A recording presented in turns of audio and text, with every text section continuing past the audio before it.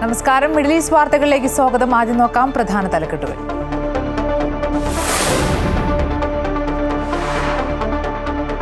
പെരിയ ഇരട്ടക്കൊലക്കേസിൽ 10 പ്രതികൾക്ക് ഇരട്ട ജീവപര്യന്തം. മുൻ MLA KV കുഞ്ഞിരാമൻ ഉൾപ്പെടെ 4 CPM നേതാക്കൾക്ക് 5 വർഷം തടവും പിഴയും ശിക്ഷ. വിധിയിൽ തൃപ്തരല്ലെന്ന് ശരത് ലാലിന്റെയും കൃപേഷിന്റെയും കുടുംബം. വിധി പറഞ്ഞത് പ്രത്യേക CBI കോടതി.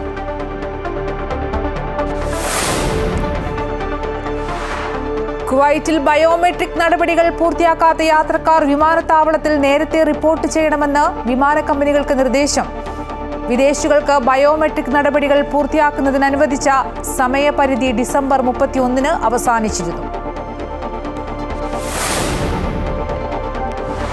സംസ്ഥാന സ്കൂൾ കലോത്സവത്തിനൊരുങ്ങി തിരുവനന്തപുരം. നാളെ തിരിതെളിയും. വിജയികൾക്കുള്ള സ്വർണ്ണക്കപ്പിന് ആവേശോജ്വല വരവേൽപ്പ്. പ്രതിഭകളെ സ്വാഗതം ചെയ്ത് തലസ്ഥാനം. കലോത്സവ ആവേശത്തിനൊപ്പം അമൃത വാർത്തകളും.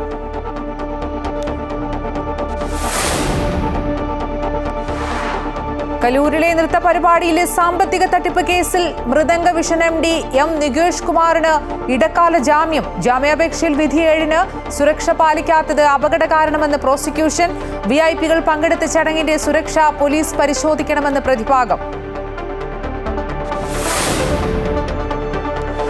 പുഷ്പ 2 റിലീസിനിടെയുണ്ടായ തിക്കിലും തിരക്കിലും പെട്ട് യുവതി മരിച്ച കേസിൽ നടൻ അല്ലു അർജുന് സ്ഥിര ജാമ്യം. ഉത്തരവ് ഹൈദരാബാദ് നാമ്പള്ളി മജിസ്ട്രേറ്റ് കോടതിയുടേത്. ഞായറാഴ്ച അന്വേഷണ ഉദ്യോഗസ്ഥന് മുന്നിൽ ഹാജരാകണമെന്നും നിർദ്ദേശം.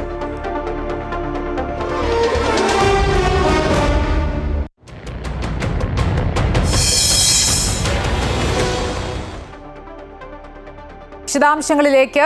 പെരിയ ഇരട്ടക്കൊലക്കേസിൽ കുറ്റവാളികളെന്ന് കണ്ടെത്തിയ 10 പ്രതികൾക്ക് ഇരട്ട ജീവപര്യന്തവും 2 ലക്ഷം രൂപ പിഴയും.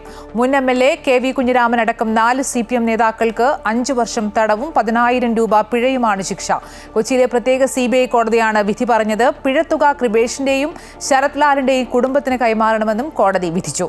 അതേസമയം പ്രതികൾക്ക് വധശിക്ഷ ലഭിക്കണമായിരുന്നുവെന്ന് കൊല്ലപ്പെട്ടവരുടെ കുടുംബാംഗങ്ങൾ പ്രതികരിച്ചു.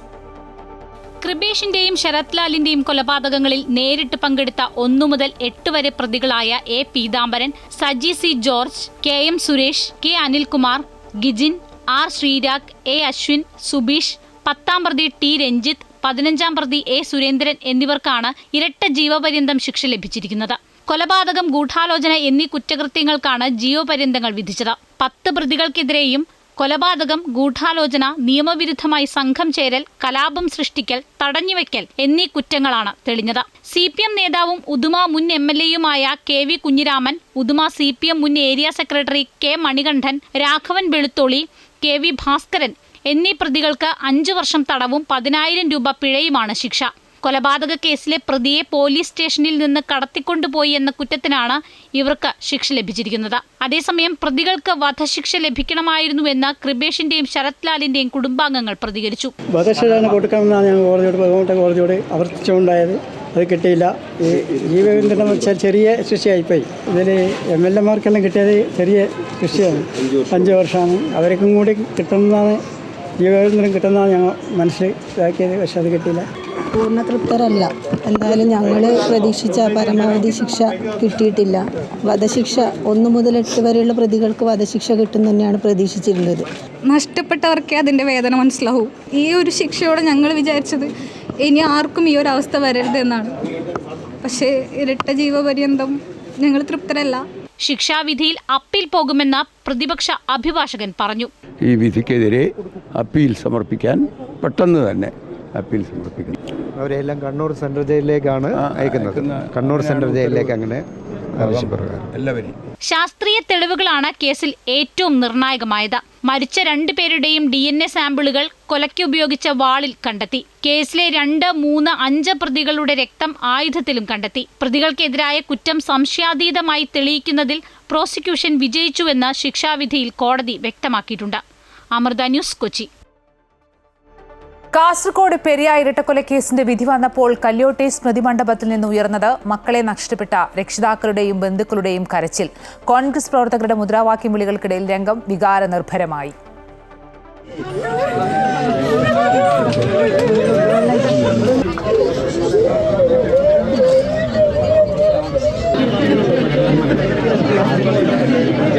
ഇരട്ടക്കൊലക്കേസിൽ പ്രതികൾക്കുള്ള ശിക്ഷ വിധിച്ചിട്ടും മക്കളെ നഷ്ടപ്പെട്ടതിന്റെ വേദന മറക്കാത്ത കുടുംബാംഗങ്ങളുടെ കരച്ചിൽ കൂടി നിന്നവരെ കണ്ണീരണിയിച്ചു.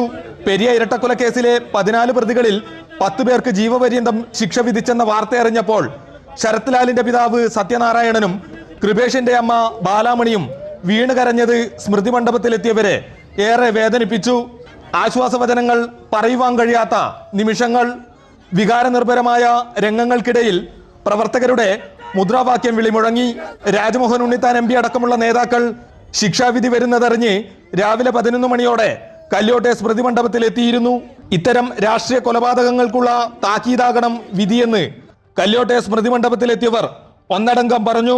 10 പേരെ കുറ്റവിമുക്തരാക്കിയത് ആശങ്ക ഉയർത്തുന്നുവെന്നും ഇതിനെതിരെ നിയമപോരാട്ടം തുടരുമെന്നും കുടുംബാംഗങ്ങളും നേതാക്കളും വ്യക്തമാക്കി. മക്കളെ ഇല്ലാതാക്കി ശിക്ഷ കിട്ടാൻ വേണ്ടിട്ട് വെറുതെ വിട്ടവർക്കും ശിക്ഷ കിട്ടണമെന്നാണ് ആഗ്രഹിക്കുന്നത്.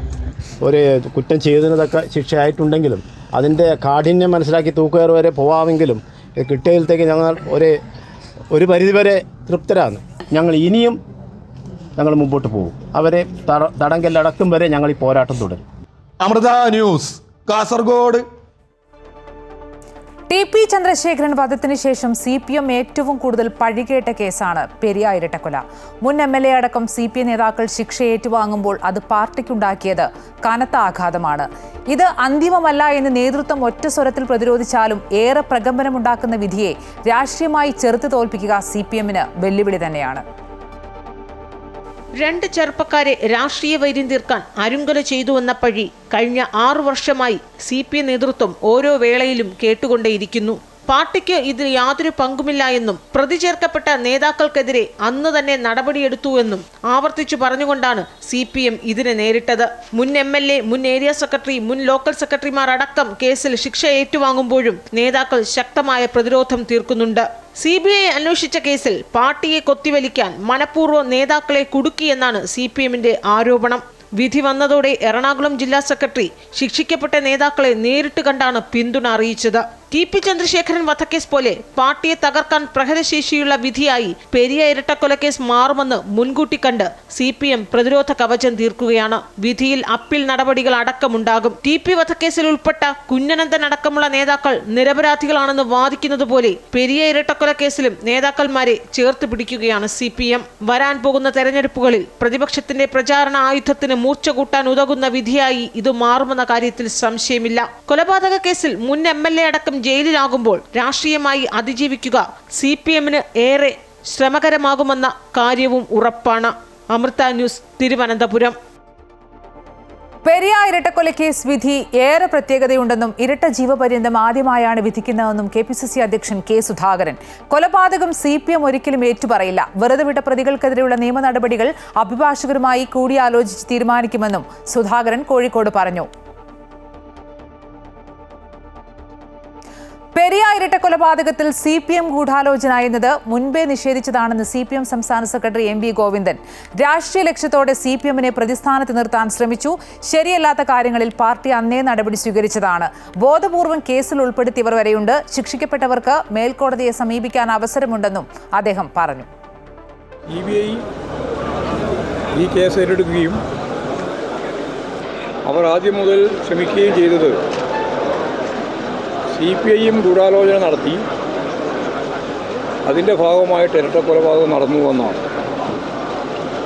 ഞങ്ങളത് അന്നേ നിഷേധിച്ചതാണ്. പെരിയ കേസിലേത് അവസാന വിധിയല്ലെന്ന് LDF കൺവീനർ TP രാമകൃഷ്ണൻ. CPMലെ കൂടുതൽ പേരെ പ്രതി ചേർത്തെങ്കിലും ശിക്ഷിക്കപ്പെട്ടിട്ടില്ല. പെരുങ്കളിയാട്ടവുമായി ബന്ധപ്പെട്ട് വിഷയങ്ങളുണ്ടായെന്ന് CBI ഡയറിയിൽ തന്നെയുണ്ട്. പോലീസ് കണ്ടെത്തിയതിൽ കൂടുതലൊന്നും CBI കണ്ടെത്തിയിട്ടില്ല. ശിക്ഷിക്കപ്പെട്ടവർക്ക് മേൽക്കോടതിയെ സമീപിക്കാൻ അവസരമുണ്ടെന്നും TP രാമകൃഷ്ണൻ പറഞ്ഞു. നീതിപീഠത്തെ സമീപിക്കുന്നതിനുള്ള അവസരങ്ങൾ അതിനകത്തുണ്ട്. ഇതിൽ ഉയർന്നു വന്നിട്ടുള്ളൊരു പ്രശ്നം CPMനെതിരെ ഗൂഢാലോചന കുറ്റം ചുമത്തി കൂടുതൽ ആളുകളെ പ്രതി ചേർത്തു എന്നുള്ളതാണ്. MLAയുടെ മകൻ ഉൾപ്പെട്ട കഞ്ചാവ് കേസിനെ നിസ്സാരവൽക്കരിച്ച് മന്ത്രി സജി ചെറിയാൻ. പരാമർശങ്ങൾ വിവാദമായതോടെ മാധ്യമങ്ങൾ പ്രസംഗം വളച്ചൊടിച്ചുവെന്ന് മന്ത്രി. എക്സൈസ് വകുപ്പിന്റെ നടപടിക്കെതിരെയും വിമർശനം. നമുക്ക് ദുഃഖമുണ്ടാവും. ഇപ്പോൾ നമ്മുടെ പ്രിയപ്പെട്ട MLA പറ്റി പറഞ്ഞത്, പ്രതിഭാകരിയെ പറ്റി. പ്രതിഭാരിയുടെ മോൻ പോളിടെക്നിക് പഠിക്കുക, കുട്ടികൾ കൂട്ടുകൂടത്തില്ലേ, ഒരു വർത്തമാനം പറഞ്ഞു, ആരാണ്ട് വന്ന് പിടിച്ചു. ആ കുട്ടി എന്തെങ്കിലും മോശപ്പെട്ട കാര്യം ചെയ്തെന്നൊന്നും ഒരു കേസിലുമില്ല. ആ FIR ഒക്കെ ഞാൻ വായിച്ചു. അതിൽ പുക വലിച്ചു. ഞാനും പുക വലിക്കുന്നതാണ്, വല്ലപ്പോഴും റിസൾട്ട് പേടിക്കുന്നത് പറയുന്നു. പണ്ട് ജയിലിൽ കിടന്ന് പഠിച്ചതാണ്. MT വാസു എന്നൊരു വീടി വലിക്കുമായിരുന്നു, കെട്ടുകണക്കിന് വേണ്ടി വലിക്കുന്ന സമയത്ത് അടുത്ത സമയം വലിക്കും. അങ്ങനെ ചെറുക്കാൻ ശീലമാണ്. പുക വലിച്ച് FIR എഴുതി, ആയിക്കോട്ടെ, അതിന് ജാമ്യമില്ലാത്ത വകുപ്പ് നേടുന്നു. നമ്മുടെ കുഞ്ഞുങ്ങളല്ല, അവരാരെങ്കിലും ഒന്ന് വർത്താനം പറഞ്ഞ അവിടെ ഇരുന്നു. നമ്മളാരും പിന്നെ കുഞ്ഞുങ്ങളല്ലാതെ ഇങ്ങോട്ട് വന്നത്. ഈ ഇരിക്കുന്നവരെ ഓരോരുത്തർ അവരോട് കാണിച്ച പണിയെല്ലാം കൂട്ടി വെച്ചാൽ എത്ര പുത്തം എഴുതാൻ പറ്റും? കുവൈറ്റിൽ ബയോമെട്രിക് നടപടികൾ പൂർത്തിയാക്കാത്ത യാത്രക്കാർ വിമാനത്താവളത്തിൽ നേരത്തെ റിപ്പോർട്ട് ചെയ്യണമെന്ന് വിമാന കമ്പനികൾക്ക് നിർദ്ദേശം. യാത്ര പുറപ്പെടുന്നതിന് മുമ്പ് ബയോമെട്രിക് നടപടികൾ പൂർത്തിയാക്കുന്നതിന്റെ പ്രാധാന്യം സംബന്ധിച്ച് യാത്രക്കാരെ അറിയിക്കണമെന്നും നിർദ്ദേശത്തിൽ സൂചിപ്പിക്കുന്നു. ബയോമെട്രിക് നടപടികൾ പൂർത്തിയാക്കാത്ത യാത്രക്കാർക്ക് പിഴയും യാത്ര റദ്ദ് ചെയ്യപ്പെടുന്നതുൾപ്പെടെയുള്ള സാധ്യതകളും നിർദ്ദേശത്തിൽ വ്യക്തമാക്കുന്നുണ്ട്. ഇത്തരം സാഹചര്യങ്ങൾ ഒഴിവാക്കുന്നതിന് യാത്രക്കാരുടെ ബയോമെട്രിക് സ്റ്റാറ്റസും അവയുടെ സാധുതയും പരിശോധിക്കുവാനും വിമാന കമ്പനികൾക്ക് നിർദ്ദേശം ലഭിച്ചിട്ടുണ്ട്. വിദേശികൾക്ക് ബയോമെട്രിക് നടപടികൾ പൂർത്തിയാക്കുന്നതിന് അനുവദിച്ച അന്തിമ സമയപരിധി ഡിസംബർ 31 അവസാനിച്ചിരുന്നു.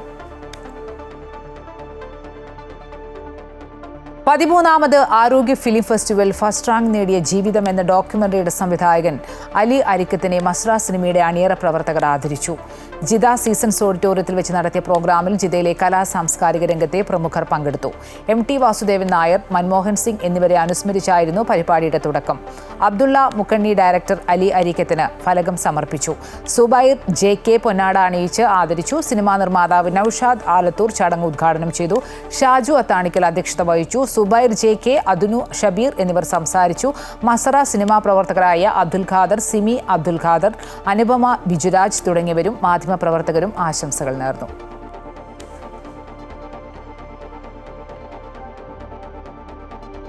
തൊഴിലാളികൾക്കായി പുതുവത്സരാഘോഷം സംഘടിപ്പിച്ച് ദുബായ് താമസ കുടിയേറ്റ വകുപ്പ്. 5 ലക്ഷം ദിർഹം മൂല്യം വരുന്ന സമ്മാനങ്ങൾ ഉൾപ്പെടെയാണ് ബ്ലൂ കോളർ തൊഴിലാളികൾക്കായി ആഘോഷം സംഘടിപ്പിച്ചത്. ബോളിവുഡ് താരങ്ങൾ അണിനിരുന്ന ആഘോഷത്തിൽ 10,000-കണക്കിന് ആളുകൾ പങ്കുചേർന്നു. ദുബായിലെ 5 കേന്ദ്രങ്ങളിലാണ് തൊഴിലാളികൾക്കായുള്ള പുതുവത്സര ആഘോഷ പരിപാടികൾ സംഘടിപ്പിച്ചത്. പ്രധാന ആഘോഷ കേന്ദ്രമായ അൽഖൂസിൽ 10,000-ഓളം പേർ പങ്കെടുത്തു. നേട്ടങ്ങൾ ആഘോഷിക്കുന്നു, ഭാവി കെട്ടിപ്പടുക്കുന്നു എന്ന പ്രമേയത്തിലാണ് പരിപാടി സംഘടിപ്പിച്ചത്. താമസ കുടിയേറ്റ വകുപ്പ് assistant director major general Ubaid bin Suroor, work regulation sector assistant director major general doctor Ali Abdullah bin Ajeef, lieutenant colonel Khalid Ismail തുടങ്ങിയവർ പരിപാടികൾക്ക് നേതൃത്വം നൽകി. തൊഴിലാളികളുടെ സംഭാവനകൾ അംഗീകരിക്കുന്നതിനും അവരെ ആദരിക്കാനുമാണ് പരിപാടി സംഘടിപ്പിച്ചതെന്ന് ദുബായ് താമസ കുടിയേറ്റ വകുപ്പ് മേധാവി lieutenant general Mohammed Ahmed Al Marri പറഞ്ഞു. നടിയും മോഡലുമായ പൂനം പാണ്ഡെ, ഗായിക കനിക കപൂർ, നടന്മാരായ റോമൻ ഖാൻ, വിശാൽ കൊട്ടിയൻ, ഗായകൻ രോഹിത് ശ്യാം റൌട്ട് തുടങ്ങിയവരുടെ കലാപ്രകടനങ്ങളായിരുന്നു മുഖ്യ ആകർഷണം. കാറുകൾ, സ്വർണ്ണ നാണയങ്ങൾ, സ്കൂട്ടറുകൾ, വിമാന ടിക്കറ്റുകൾ, മൊബൈൽ ഫോണുകൾ തുടങ്ങിയവ നറുക്കെടുപ്പിലൂടെ വിജയികളായ 200-ലധികം പേർക്ക് സമ്മാനിച്ചു. പുതുവത്സര തലേന്ന് വൈകിട്ട് 4 മണിക്ക് തുടങ്ങിയ പരിപാടികൾ പുലർച്ചെ വരെ നീണ്ടുനിന്നു. Amrita news, Dubai. ക്രിസ്മസ് പരീക്ഷാ ചോദ്യപേപ്പർ ചോർച്ചയിൽ പ്രതിയും സർക്കാർ ഉദ്യോഗസ്ഥരും ഗൂഢാലോചന നടത്തിയതായി ക്രൈംബ്രാഞ്ച് റിപ്പോർട്ട്. ആരോപണ വിധേയരായ MS സൊല്യൂഷൻ CEO ഷുഹൈബിന്റെ മുൻകൂർ ജാമ്യാപേക്ഷ പരിഗണിക്കവേ ക്രൈംബ്രാഞ്ച് കോടതിയിൽ സമർപ്പിച്ച റിപ്പോർട്ടിലാണ് ഇക്കാര്യം പറയുന്നത്. കേസിൽ ക്രൈംബ്രാഞ്ച് കൂടുതൽ വകുപ്പുകളും ചുമത്തിയിട്ടുണ്ട്. അതേസമയം ഷുഹൈബിന്റെ മുൻകൂർ ജാമ്യാപേക്ഷ നാളെ പരിഗണിക്കും. ചോദ്യപേപ്പർ ചോർച്ചയിൽ ആരോപണ വിധേയരായ MS സൊല്യൂഷൻ CEO ഷുഹൈബിന്റെ മുൻകൂർ ജാമ്യാപേക്ഷ പരിഗണിക്കവേ കഴിഞ്ഞ ദിവസം കോഴിക്കോട് ജില്ലാ കോടതി പ്രോസിക്യൂഷനെ വിമർശിച്ചിരുന്നു. കേസിൽ ഗൂഢാലോചന കുറ്റം എങ്ങനെ നിലനിൽക്കുമെന്നും ഒരാൾ ഒറ്റയ്ക്ക് എങ്ങനെ ഗൂഢാലോചന നടത്തുമെന്നുമായിരുന്നു കോടതിയുടെ ചോദ്യം. ഇതിനു പിന്നാലെയാണ് ക്രൈംബ്രാഞ്ച് ഇന്ന് കോടതിയിൽ സമർപ്പിച്ച റിപ്പോർട്ടിൽ പ്രതിയും സർക്കാർ ഉദ്യോഗസ്ഥരും ചേർന്ന് ഗൂഢാലോചന നടത്തിയതായി പറയുന്നത്. സംസ്ഥാനത്തെ പൊതുവിദ്യാഭ്യാസ സംവിധാനത്തിന്റെ വിശ്വാസ്യതയെ തകർക്കുക എന്നതായിരുന്നു ഉദ്ദേശം. പ്രതിയും സർക്കാർ ഉദ്യോഗസ്ഥരും ചേർന്ന് നടത്തിയത് കുറ്റകരമായ ഗൂഢാലോചനയെന്നും റിപ്പോർട്ടിൽ പറയുന്നുണ്ട്. കെമിസ്ട്രി അധ്യാപകനായ പ്രതി ഇംഗ്ലീഷ് പരീക്ഷയുടെ ചോദ്യങ്ങൾ പ്രവചിച്ചത് ചോദ്യപേപ്പർ ചോർന്നു കിട്ടിയതിനാലാണ്. ഉദ്യോഗസ്ഥരുടെ സഹായത്തോടെ ചോദ്യപേപ്പർ ചോർത്താൻ ഒരു റാക്കറ്റ് തന്നെ പ്രവർത്തിക്കുന്നതായി സംശയമുണ്ട്. ഗൂഢാലോചനയും ഒരു കൂട്ടം പ്രതികളുടെ സഹായവും ഉണ്ടായിട്ടുണ്ട്. സബ്ജക്ട് വിദഗ്ധരുടെ സാക്ഷിമൊഴിയിൽ നിന്നും ചോദ്യപേപ്പർ ചോർന്നതാണെന്ന് വ്യക്തമായിട്ടുണ്ടെന്നും പ്രതി ഒളിവിൽ കഴിയുന്നത് കൂടുതൽ കാര്യങ്ങൾ ഒളിപ്പിക്കാനാണെന്നും ക്രൈംബ്രാഞ്ച് റിപ്പോർട്ടിൽ വ്യക്തമാക്കുന്നു. ചോദ്യപേപ്പർ പ്രതി പണം കൊടുത്തു വാങ്ങിയെന്ന നിഗമനത്തിലാണ് ക്രൈംബ്രാഞ്ചിന്റെ നീക്കം. ക്രൈംബ്രാഞ്ച് കേസിൽ കൂടുതൽ വകുപ്പുകളും ചുമത്തിയിട്ടുണ്ട്. സംഘടിത കുറ്റകൃത്യം എന്ന വകുപ്പാണ് ചുമത്തിയത്. പൊതു ചോദ്യപേപ്പർ വിൽക്കുന്ന കുറ്റം ഉൾപ്പെടുന്നതാണ് ഈ വകുപ്പ്. അതേസമയം ഷുഹൈബിന്റെ മുൻകൂർ ജാമ്യാപേക്ഷ കോടതി ശനിയാഴ്ച പരിഗണിക്കും. അമൃത ന്യൂസ്, കോഴിക്കോട്. NSSന്റെ ചെന്നിത്തല സ്നേഹത്തെ വിമർശിച്ച് SNDP general secretary Vellappally Natesan. Chennithala NSSന്റെ പുത്രനെന്ന് സുകുമാരൻ നായർ പറഞ്ഞത് കടന്ന കൈയാണെന്ന് വെള്ളാപ്പള്ളി. രാഷ്ട്രീയത്തിൽ പ്രവർത്തിക്കുന്നവരെക്കുറിച്ച് അങ്ങനെ പറയരുത്. അങ്ങനെയാകാൻ മന്ത്രിയൊക്കെ ആകുമ്പോൾ മകൻ അച്ഛനു വേണ്ടിയല്ലേ പ്രവർത്തിക്കുകയുള്ളൂ എന്നും വെള്ളാപ്പള്ളി നടേശൻ കുറ്റപ്പെടുത്തി. സനാതനധർമ്മം കേരളം ചർച്ച ചെയ്യണമെന്ന് CPM സംസ്ഥാന സെക്രട്ടറി MV ഗോവിന്ദൻ. ചാതുർവർണ്ണ വ്യവസ്ഥയിൽ അധിഷ്ഠിതമാണ് സനാതനധർമ്മം. അത് ഫ്യൂഡൽ വ്യവസ്ഥയുടെ ഭാഗമാണ്. അത് അശ്ലീലമാണ്. സനാതനധർമ്മം പദം ഉപയോഗിക്കുന്നത് കൃത്യമായ അർത്ഥം അറിയാതെയാണ്. ചാതുർവർണ്ണയത്തിന്റെ പതിപ്പാണ് സനാതനധർമ്മം. ഇതിനെ ന്യായീകരിക്കാൻ കോൺഗ്രസും സതീശനും ശ്രമിക്കുന്നുവെന്നും അദ്ദേഹം ആരോപിച്ചു. ആചാരങ്ങൾ മാറ്റരുത് എന്നാണ് സുകുമാരൻ നായർ പറയുന്നത്. ആചാരങ്ങൾ മാറ്റിയില്ലെങ്കിൽ മന്നത്ത് പത്മനാഭനില്ല. ആചാരങ്ങളെല്ലാം എതിർത്താണ് മന്നത്ത് സാമൂഹിക പരിഷ്കരണം നടത്തിയത് എന്നും MV ഗോവിന്ദൻ പറഞ്ഞു. ഭരണമാറ്റം കോൺഗ്രസിന്റെ മാത്രമല്ല കേരളത്തിന്റെ മൊത്തം ആവശ്യമായി മാറിയെന്ന് AICC general secretary KC Venugopal. ഭരണവിരുദ്ധ വികാരം കോൺഗ്രസ് വോട്ടാക്കി മാറ്റണമെന്നും KC വേണുഗോപാൽ പറഞ്ഞു. തദ്ദേശ തെരഞ്ഞെടുപ്പ് ഒരുക്കങ്ങളുടെ ഭാഗമായി വാർഡ് പ്രസിഡന്റുമാരുടെ ആദ്യ സമ്മേളനം കോഴിക്കോട് ഉദ്ഘാടനം ചെയ്യുകയായിരുന്നു അദ്ദേഹം.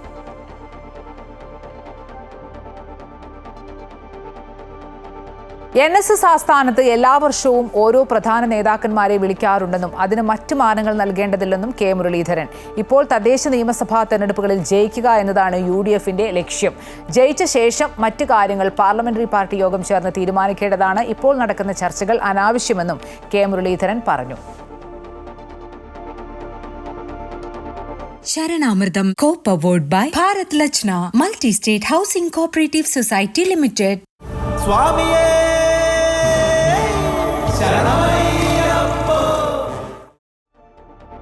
ശബരിമലയിൽ മണ്ഡല മഹോത്സവം ഭംഗിയായി പൂർത്തീകരിക്കാനായെന്ന് Devaswom board president PS Prashanth. 32 ലക്ഷം പേരാണ് മണ്ഡലകാലത്ത് മാത്രം അയ്യപ്പ ദർശനത്തിനെത്തിയത്. 297 കോടി രൂപയുടെ വരുമാനമാണ് ഇത്തവണ ഉണ്ടായത്. ശബരിമല മണ്ഡല മഹോത്സവം 41 ദിവസം പൂർത്തിയായപ്പോൾ 32,49,756 ഭക്തർ ശബരിമലയിൽ ദർശനം നടത്തി. കഴിഞ്ഞ വർഷം ഇതേ സമയം 28,42,447 ഭക്തരാണ് ദർശനം നടത്തിയത്. മുൻ വർഷത്തെ അപേക്ഷിച്ച് 4,07,309 ഭക്തരാണ് ഇത്തവണ അധികമായി ദർശനം നടത്തിയത്. 5,66,571 ഭക്തർ തത്സമയ ഓൺലൈൻ ബുക്കിംഗ് വഴി സന്നിധാനത്തെത്തിയപ്പോൾ കഴിഞ്ഞ വർഷം 4,02,269 ഭക്തർ മാത്രമാണ് തത്സമയ ബുക്കിങ്ങിലൂടെ ദർശനം നടത്തിയത്.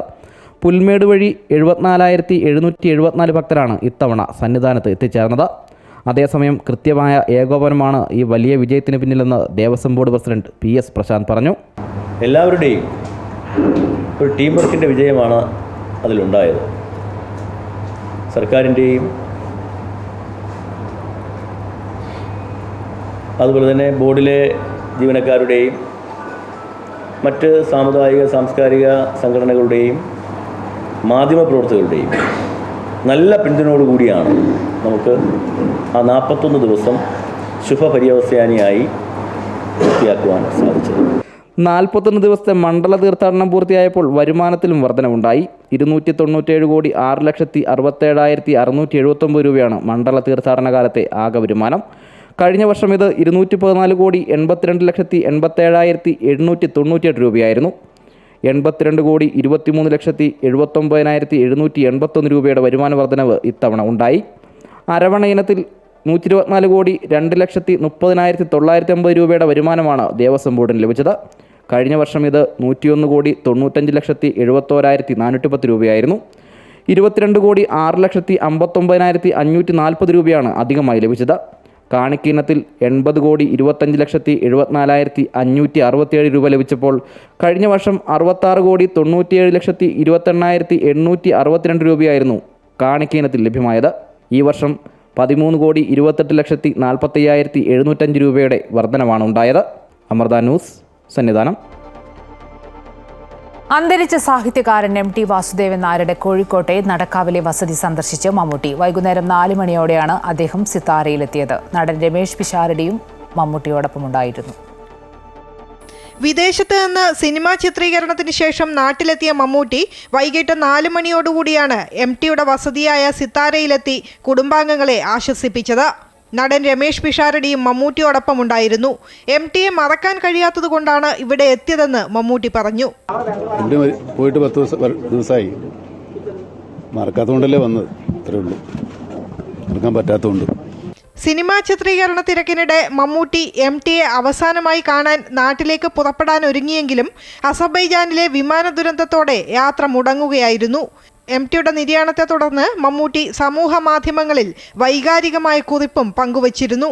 ഒരു വടക്കൻ വീരഗാഥ, പഴശ്ശിരാജ തുടങ്ങി MTയുടെ നിരവധി കഥാപാത്രങ്ങൾക്ക് വെള്ളിത്തിരയിൽ ജീവൻ നൽകിയ നടനാണ് Mammootty. Amrita news, Kozhikode. Thiruvarangu powered by ഇനി എത്ര വേണമെങ്കിലും ബട്ടർ അടിക്കാം. ഹാപ്പി പീനട്ട് ബട്ടർ ആൻഡ് ലക്ഷ്യം ജോലിയെങ്കിൽ പഠനം ജിടെക്കിൽ തന്നെ. ഇൻ അസോസിയേഷൻ വിത്ത് സാധു മെറി കിങ്ഡം അമ്യൂസ്മെന്റ് പാർക്ക്, ചാല ഹിൽസ്, കണ്ണൂർ.